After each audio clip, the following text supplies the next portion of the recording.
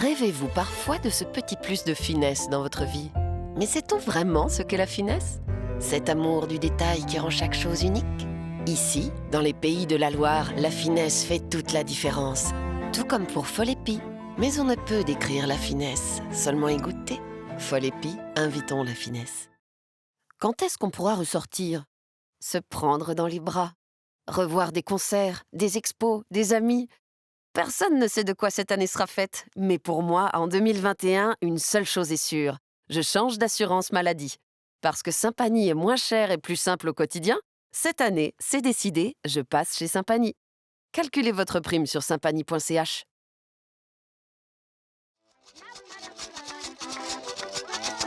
À Madagascar, les rites animistes se perpétuent de génération en génération. Le sacrifice d'un zébu est censé combler les ancêtres qui veillent sur le village. En retour, ils exauceront peut-être les vœux des habitants et protégeront leur environnement.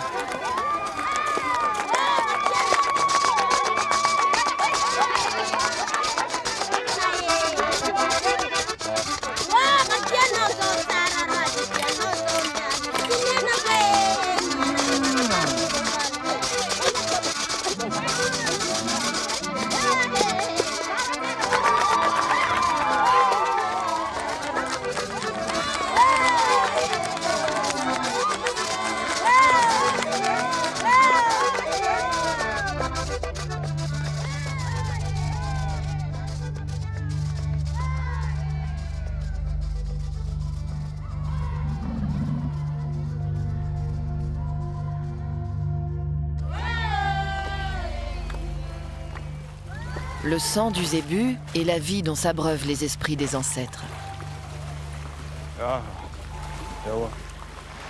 Les deux boules d'argile blanche symbolisent quant à elles la pureté des esprits. Le doyen du village trace un sillon sacré qui relie l'eau douce de la rivière à l'eau salée constituant la vaste étendue du canal du Mozambique. Les anciens savent que ce mariage harmonieux des eaux douces et salées est essentiel à la bonne santé des mangroves.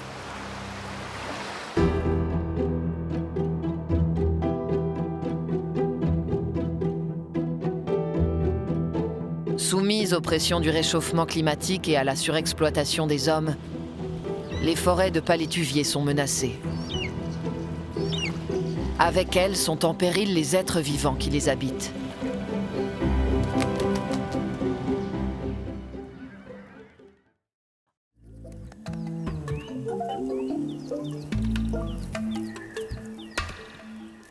Les termitières ont une influence importante sur la structure de la végétation. On trouve des espèces d'herbes différentes sur les termitières et à proximité.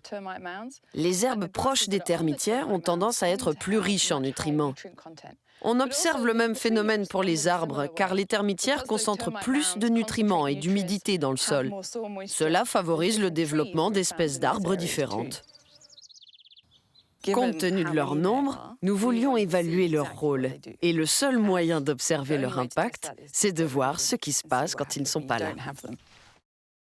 À l'âge d'1 an, Harry avait réussi à survivre au terrible maléfice que lui avait lancé le mage le plus redoutable de tous les temps, Lord Voldemort, dont le nom restait si effrayant que la plupart des sorcières et sorciers n'osaient pas le prononcer. Les parents de Harry avaient succombé à l'attaque de Voldemort, mais Harry avait survécu, avec pour seul souvenir cette cicatrice en forme d'éclair. Par un mystère que personne n'était jamais parvenu à éclaircir, les pouvoirs de Voldemort avaient été détruits à l'instant même où il avait tenté sans succès de tuer Harry. Ainsi, Harry avait été élevé par la sœur de sa mère disparue et par son mari. Il avait passé 10 ans chez les Dursley, en croyant ce que les Dursley lui avaient dit de ses parents, c'est-à-dire qu'il s'était tué dans un accident de voiture, et sans jamais comprendre pourquoi, sans le vouloir, il provoquait toujours d'étranges phénomènes autour de lui. Enfin, 1 an plus tôt exactement, le collège Poudlard lui avait écrit une lettre. La vérité lui avait alors été révélée, et Harry avait pris sa place à l'école des sorciers, où lui et sa cicatrice étaient déjà célèbres. Mais à présent, l'année scolaire était terminée et il était revenu passer l'été chez les Dursley, où on avait recommencé à le traiter comme un chien qui aurait traîné dans un lieu malodorant. Les Dursley ne se souvenaient même pas qu'aujourd'hui était le jour du 12e anniversaire de Harry. Bien sûr, ils ne s'étaient pas attendus à des merveilles.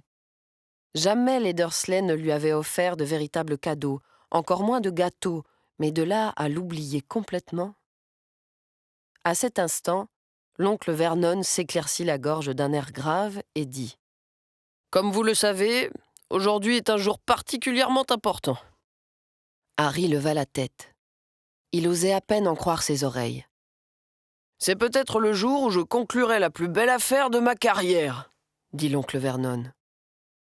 Harry recommença à manger son toast.